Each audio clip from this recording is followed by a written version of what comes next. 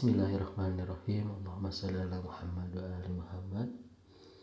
Rabbi zidni ilman warzuqni fahman. Assalamualaikum warahmatullahi wabarakatuh.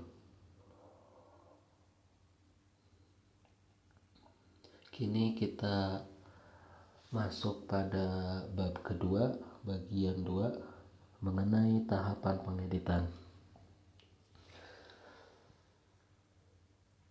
Sebelumnya, ketika kita lihat struktur pengajaran dalam mata pelajaran ini, kita telah melalui bab pertama, yaitu metode umum dalam penulisan. Kita telah memahami secara umum bab pertama, dan kita juga telah memasuki bagian-bagian dari bab pertama. Bagian pertama mengenai dasar dan metode penulisan, bagian kedua mengenai pola-pola penulisan, dan bagian ketiga tahapan penulisan. Sekarang kita berada di bab kedua akhir, karena pada video-video sebelumnya kita telah menjelaskan bab kedua dalam metode pengeditan tulisan. Kita telah membahas bagian pertama dari bab kedua mengenai metode pengeditan tulisan berupa jenis pengeditan tulisan. Kini kita memasuki tahapan pengeditan. Dalam bab 2 bagian kedua, tahapan pengeditan akan mengenalkan beberapa poin. Insyaallah kita akan membawa 6 poin dalam tahapan pengeditan tulisan.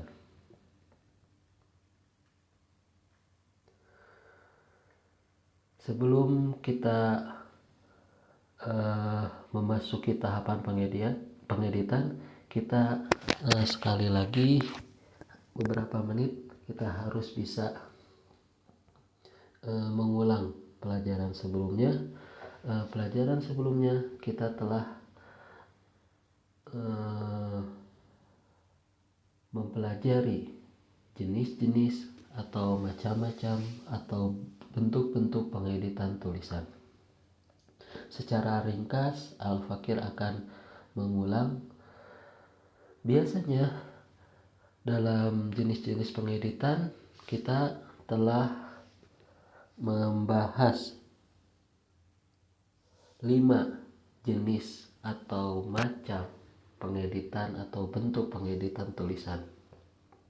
Yang jenis pertama, kita telah membahas pengeditan substansi atau pengeditan isi.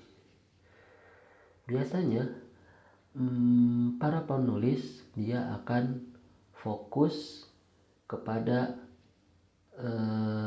kelengkapan informasi dalam pengeditan tulisan dalam jenis substansi atau isi, dan ia juga akan selalu fokus pada benar atau tidaknya isi dari tulisan tersebut. Seperti contoh masalahnya, apakah isi ini terlalu umum atau isi ini logis, apakah tidak. Jadi fokus pertama dari jenis pengeditan substansi adalah mengecek kebenaran dan mengecek kelengkapan informasi. Lalu pada jenis pengeditan yang kedua mengenai struktur atau organisasi, si penulis akan lebih fokus atau fokus utamanya berada pada alur logis. Apakah paragraf itu tidak teratur ataukah tidak? Jadi seperti contoh sebelumnya, si penulis harus bisa mengecek alur paragraf atau bisa mengecek urutan paragraf. Apakah ide utama yang ia tuangkan dalam tulisan itu tepat apakah tidak? Apakah paragraf yang ia buat itu saling mendukung apakah tidak?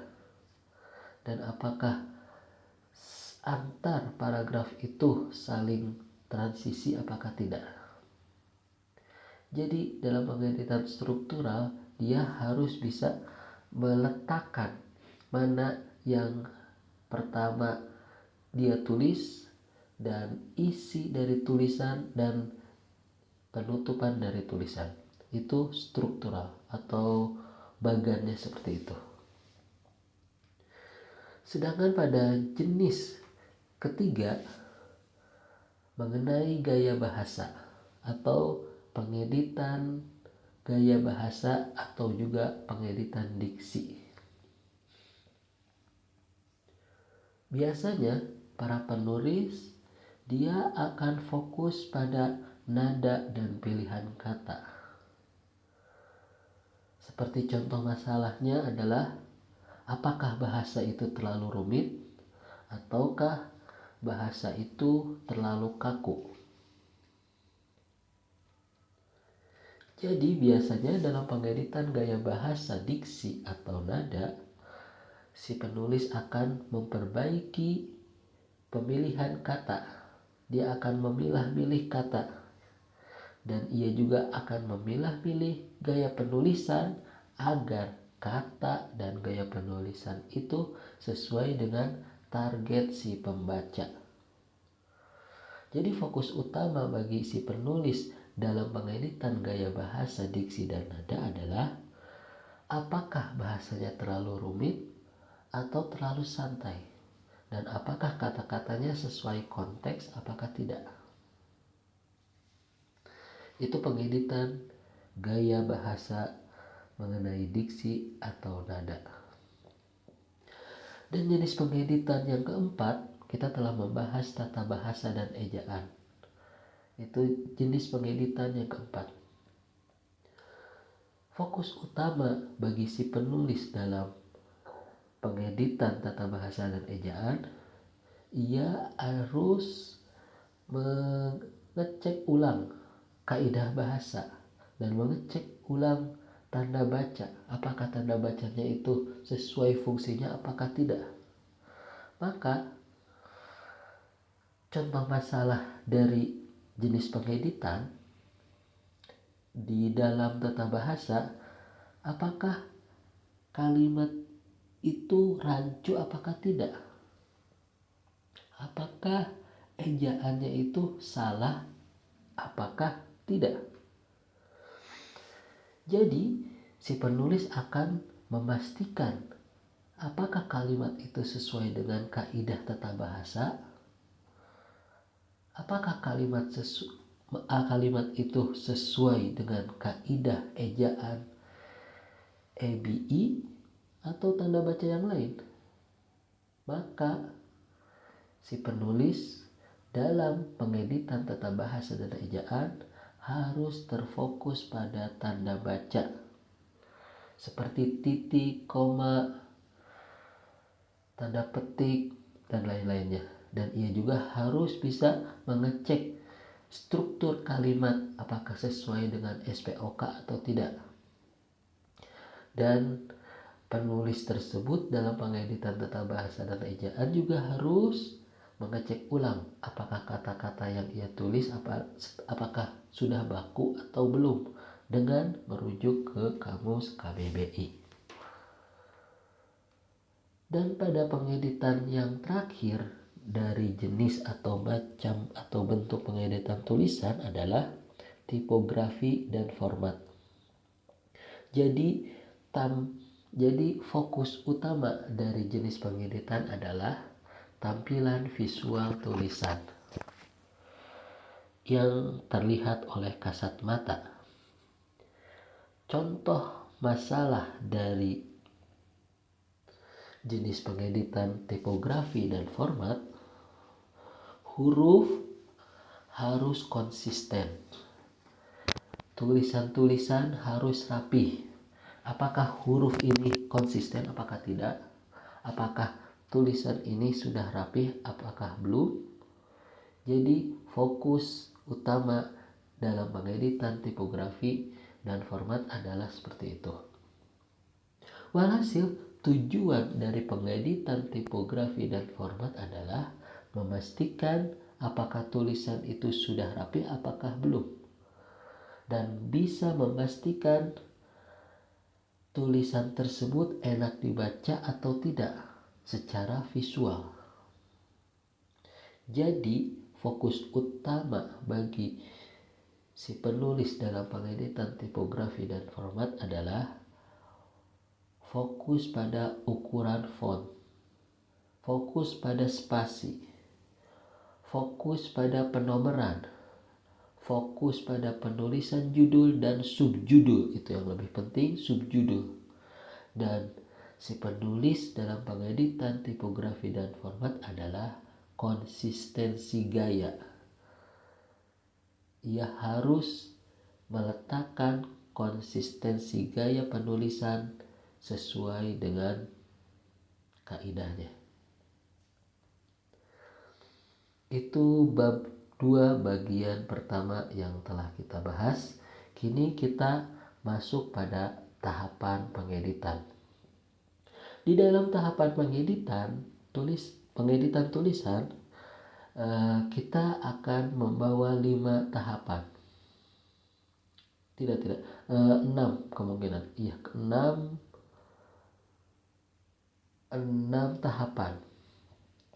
Secara ringkas, saya akan membawa tahapan itu seperti yang pertama, baca ulang tulisan secara menyeluruh. Lalu, itu yang pertama. Yang kedua, kita si penulis atau si pengedit harus bisa periksa alur dan struktur paragraf. Dan tahapan atau urutan pengeditan tulisan selanjutnya adalah harus bisa memperbaiki isi dan kelengkapan informasi di dalam tulisan tersebut. Tahapan yang keempat, editlah gaya bahasa dan variasi kalimat dalam tulisan tersebut. Urutan atau tahapan pengeditan tulisan yang kelima adalah harus bisa mengecek tata bahasa, harus bisa mengecek ejaan, dan harus bisa mengecek tanda baca apakah sesuai dengan fungsinya apakah tidak. Tata bahasanya sesuai dengan kamus KBBI ataukah tidak. Setelah itu, di urutan atau tahapan pengeditan tulisan yang terakhir, yang keenam, ia harus bisa merapikan format dan tipografi dalam tulisan tersebut agar lebih enak dipandang oleh si pembaca atau audien yang sesuai dengan gaya tulisan si penulis tersebut. Kita memasuki tahapan pertama dalam pengeditan tulisan. Tahapan pertama dalam pengeditan tulisan adalah membaca ulang secara keseluruhan. Biasanya si penulis setelah menulis dia langsung ingin mempublikasikan tulisan tersebut.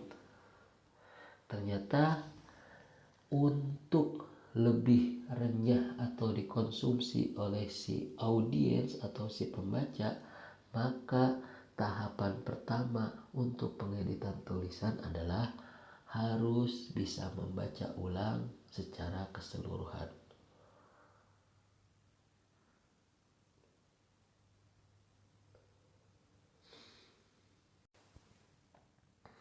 Biasanya dalam pengeditan tulisan pada tahapan pertama, ia akan melihat tulisan secara utuh untuk memahami alur, untuk memahami isi, dan untuk memahami kesan awalnya seperti apa. Jadi tujuan pertama bagi pengeditan tulisan tahapan pertama adalah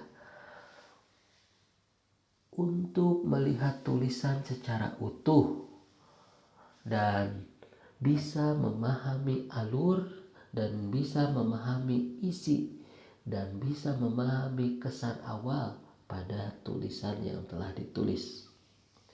Jadi tips bagi pengeditan tulisan yang pertama yaitu membaca ulang secara keseluruhan. Pertama-tama kita kalau bisa istirahat dulu setelah kita menulis. Setelah itu dalam beberapa jam kemudian atau beberapa hari kemudian tulisan yang telah kita tulis kita baca ulang dengan keseluruhan. Apakah ada yang harus kita tambah, apakah ada yang harus kita hapus dalam paragraf yang telah kita tulis tadi. Itu tips pertama. Dan tips kedua, jangan langsung mengedit saat baru selesai menulis. Intinya seperti itu. Jadi istirahatkanlah tulisan selama beberapa jam atau beberapa hari.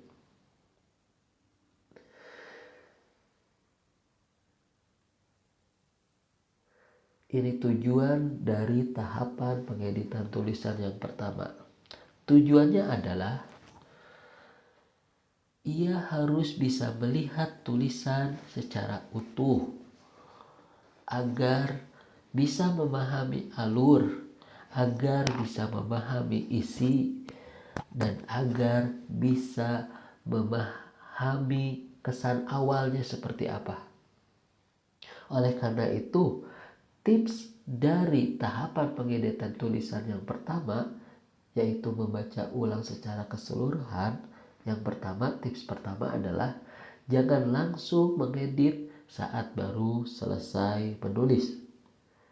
Karena pikiran kita itu sudah mentok di situ. Tidak ada ide, tidak ada ide baru untuk pengeditan selanjutnya.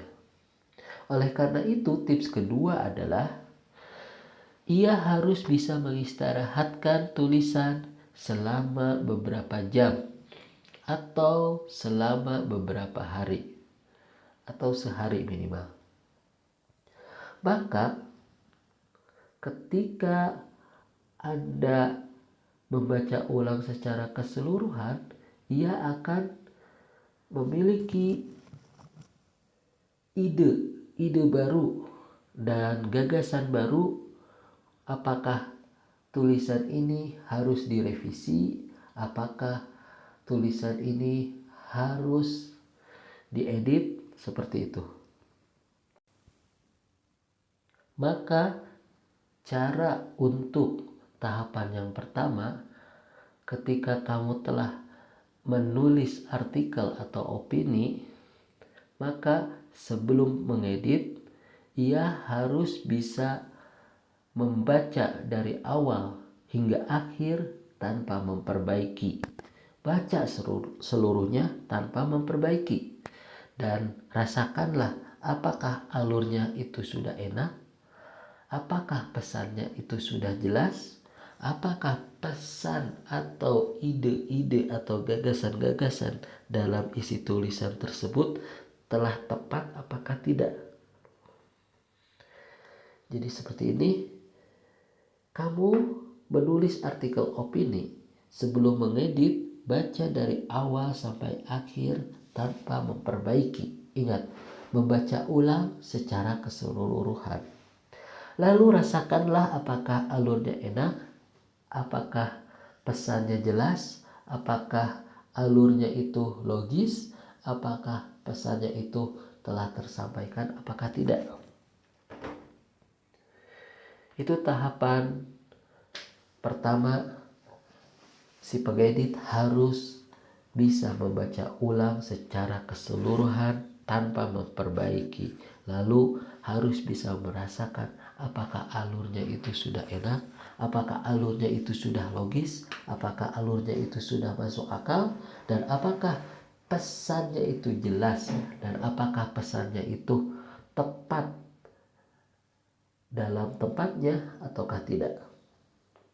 Itu tahapan pertama dalam pengeditan tulisan, yakni membaca ulang secara keseluruhan. Dan tahapan kedua adalah pengedit harus bisa mengecek struktur, harus bisa mengecek struktur dan logika tulisan tersebut. Kalau kita sebut dalam tahapan pengeditan tulisan yang kedua adalah editing struktural. Jadi biasanya si pengedit atau si penulis harus bisa memastikan susunan paragraf, harus bisa memastikan runtunan paragraf, harus bisa memastikan argumen dari paragraf-paragraf yang ia tulis itu sudah logis apakah belum. Dan si penulis atau si pengedit itu harus bisa memastikan apakah antar gagasan itu terdapat transisi atau tidak, terdapat hubungan apakah tidak. Jadi semuanya itu harus clear, harus bisa memastikan susunan paragraf beruntun, harus bisa memastikan argumennya itu logis, dan harus bisa memastikan transisi antar gagasannya itu tepat atau ada atau mulus.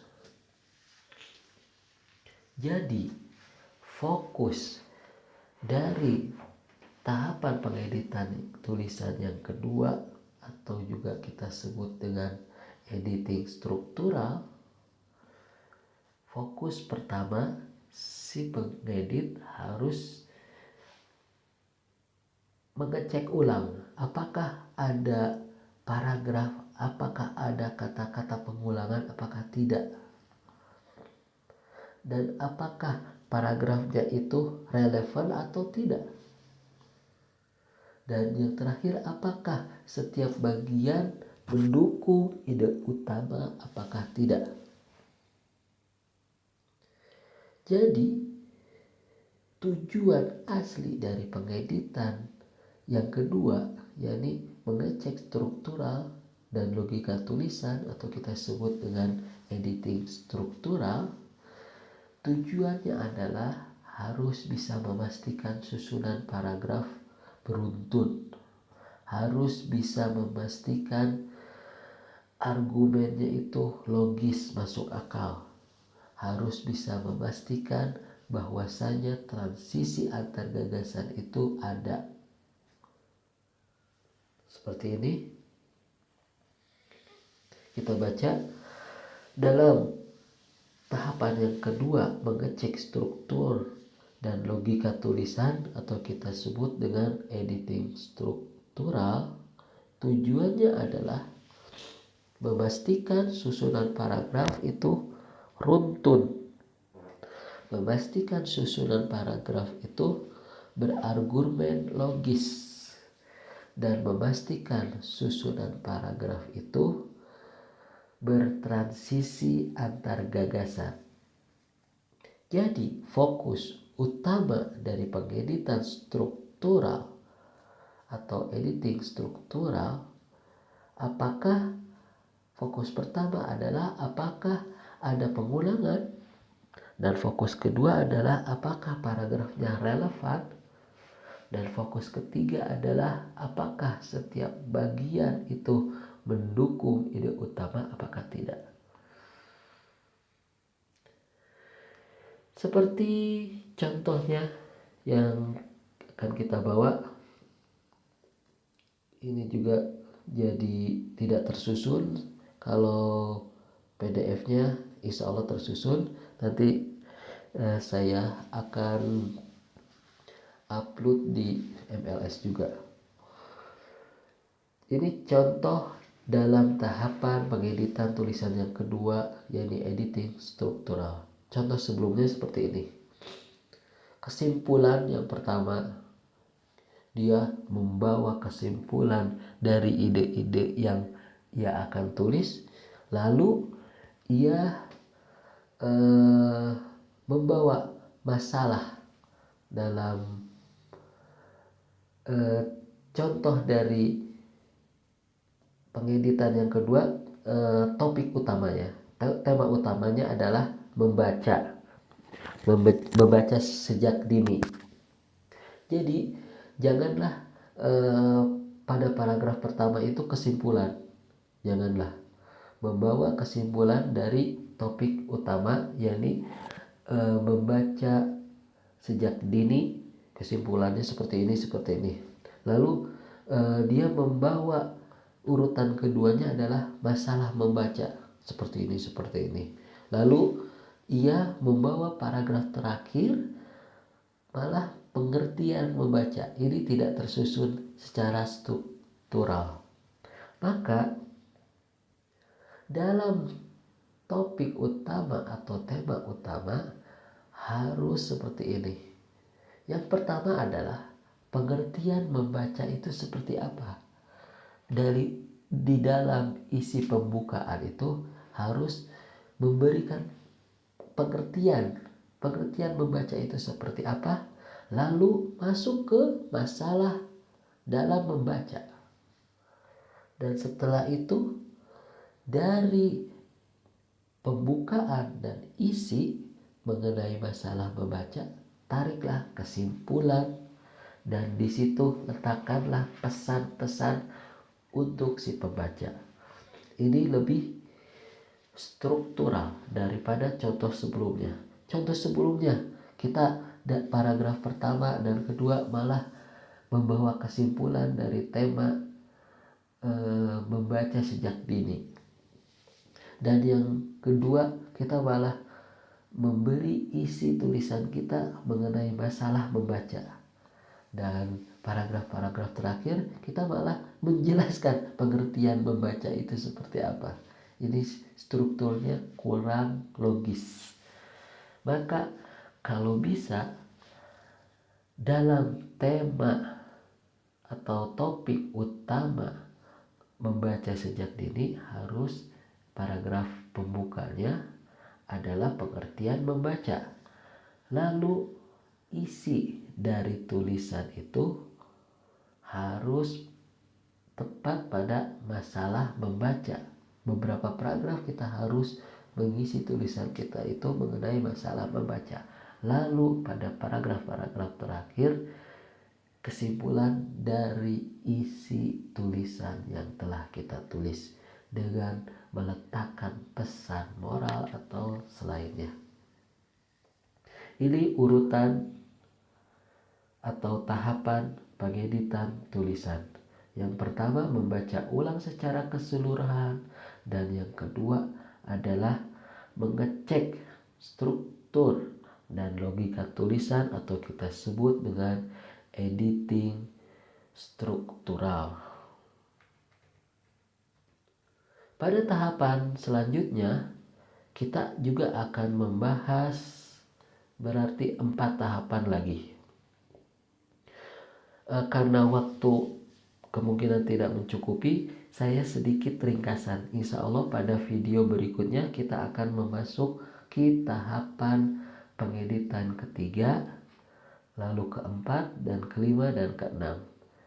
Sebagai ringkasan, pada tahapan pengeditan tulisan ketiga kita harus bisa mengecek isi dan harus bisa mengecek ketepatan informasi.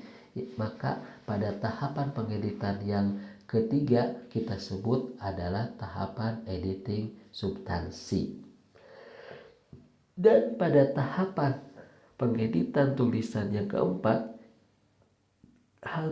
kita harus bisa memperbaiki kalimat dan diksi. Oleh karena itu pada tahapan keempat kita bawakan subtitlenya itu bertema tahapan pengeditan tulisan, editing gaya bahasa. Dan yang kelima, pada tahapan pengeditan tulisan mengenai perbaikan tata bahasa, ejaan dan tanda baca. Dan pengeditan yang terakhir, yang keenam, insya Allah kita akan membawakan Subtema memeriksa konsistensi dan format, atau kita sebut dengan tahapan pengeditan tulisan editing visual atau editing tipografi.